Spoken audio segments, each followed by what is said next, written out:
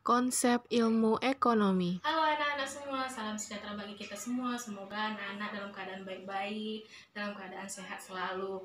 Salam semangat belajar untuk kita semua. Kembali lagi dengan saya, Krista Pintu Batu, yang tentunya dengan pelajaran yang sudah kalian nanti-nantikan, yaitu pelajaran ekonomi. Nah, anak-anak semua yang bersemangat kali ini, di sini kita akan mempelajari tentang konsep ilmu ekonomi atau konsep dasar ilmu ekonomi. Nah, buat anak-anak yang sedang menyaksikan tayangan ini, Miss berharap dengan kalian menyaksikan tayangan ini, kalian dapat membuka cakrawala kalian tentang begitu indahnya ilmu ekonomi. Mengapa Miss katakan ilmu ekonomi itu begitu indah? Karena ilmu ekonomi itu dekat dengan kehidupan kita sehari-hari. Nah, karena dekat dengan kehidupan kita, jadi kita tahu ilmu ekonomi itu apa-apa saja. Namun, secara teori maupun secara aplikasi kita belum mengetahuinya. Untuk mengetahui konsep ilmu ekonomi ini, semoga anak-anak semua dapat menyaksikan tayangan berikut ini dengan sangat baik. Anak-anak, kita akan masuk ke dalam konsep dasar mengenai ilmu ekonomi. Nah, sini mungkin ada salah satu pertanyaan yang paling besar mungkin di dalam benak kalian, mengapa sih kita harus mempelajari ilmu ekonomi? Nah, di sini saya akan membahasnya itu, kenapa kita perlu mempelajari ilmu ekonomi? Karena ilmu ekonomi itu adalah sebuah masalah. Mengapa dikatakan masalah itu? Karena semua ilmu itu berasal atau lahirnya dari sebuah masalah di kehidupan bermasyarakat. Karena di kehidupan bermasyarakat itu kita perlu mempelajari ilmu ekonomi. Nah, di sini saya akan membahas satu kata kelangkaan. Kelangkaan ini dalam konsep ilmu ekonomi yaitu di mana kebutuhan tak terbatas tetapi alat pemuas terbatas.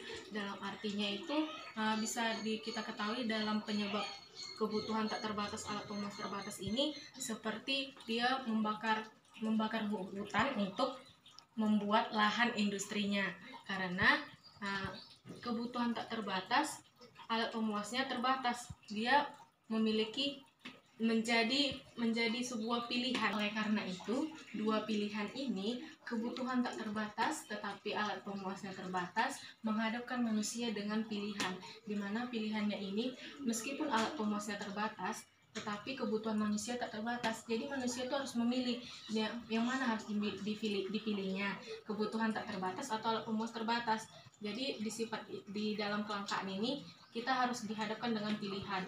Lalu di dalam pilihan ini kita dapat melihat biaya peluangnya.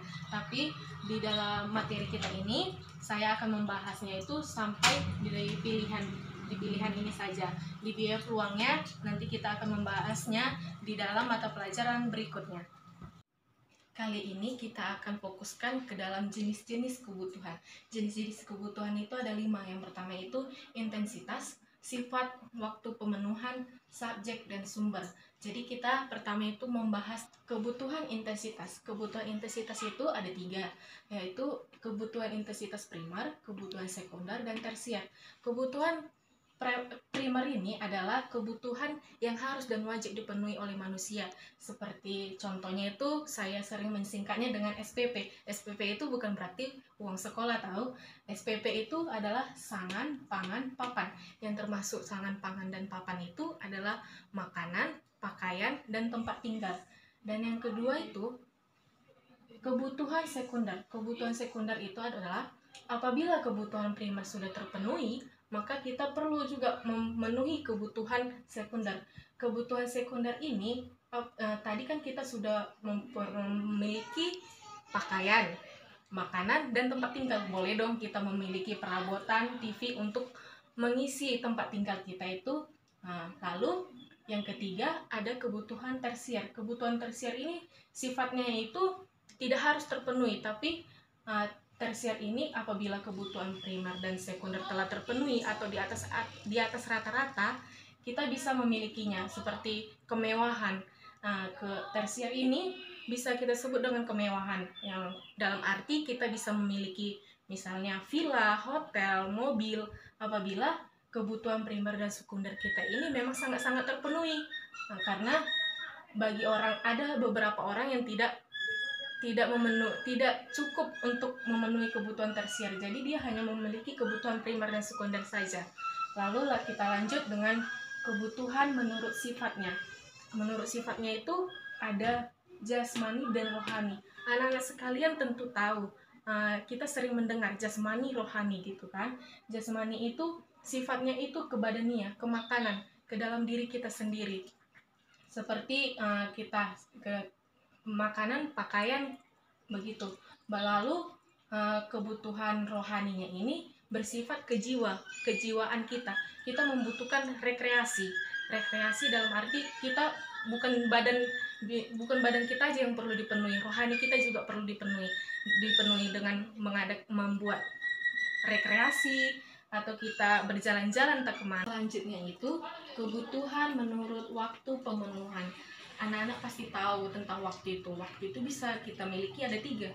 Yang pertama itu kita bisa melihat dari masa lalu, sekarang, dan masa yang akan datang. Tetapi di dalam kebutuhan ini kita perlu membahas dengan 2, sekarang dan akan datang. Karena kita tidak perlu lagi membahas masa lalu atau juga kebutuhan masa lalu kita sudah terlewati. Jadi kebutuhan masa yang akan sekarang itu adalah misalnya orang sakit pada saat itu pasti butuh obat. Jadi obat itu untuk orang sakit. Contohnya seperti itu. Yang kedua itu misalnya kita lapar, berarti kita perlu makan. Jadi itu adalah kebutuhan sekarang karena kita lapar, jadi kita perlu makan. Lalu kebutuhan masa yang akan datang. Kebutuhan masa yang akan datang itu contohnya seperti menabung. Menabung itu dalam hal kita bisa menabung untuk misalnya untuk uang kuliah, untuk membahagiakan orang tua, untuk jalan-jalan. Menabung dalam arti untuk yang akan datang, keperluan kita itu apa secara tiba-tiba, jadi kita perlu bisa mengambil tabungan kita itu. Bisa juga dengan dalam hal bertani karena hasil petani itu kita dapat panen itu setelah 3 bulan kemudian, bahkan ada yang 6 bulan kemudian. Jadi kita dapat menggunakan hasil panen kita itu di masa yang akan datang. Lalu yang keempat itu menurut kebutuhan menurut subjek. Di bagian atas 2 yaitu menurut individu dan kebutuhan menurut kelompok. Kalau menurut individu itu adalah yang ada di dalam diri kita sendiri, yaitu seperti makanan itu kan kita perlu sendiri. Pakaian, kita perlu pakaian yang baru, itu kita memenuhi kebutuhan kita sendiri. Lalu yang kedua itu kebutuhan kelompok ini beramai-ramai, dalam arti bisa juga contohnya itu jalan raya kan kelompok beramai-ramai yang mengunjungi ke jalan raya. Lalu tempat ibadah itu adalah tempat banyak orang, sekumpulan kelompok, makanya disebut itu kebutuhan kelompok. Contohnya itu jalan raya dan tempat tinggal. Lalu itu kebutuhan sumber yang kelima dan yang terakhir. Kebutuhan sumber ini dapat dilihat dari sosial dan psikologi. Kalau sosial itu dilihat dari lingkungan luar. Misalnya contoh, tetangga kita memiliki emas, jadi tetangga kita memiliki emas, misalkan sini emas contohnya.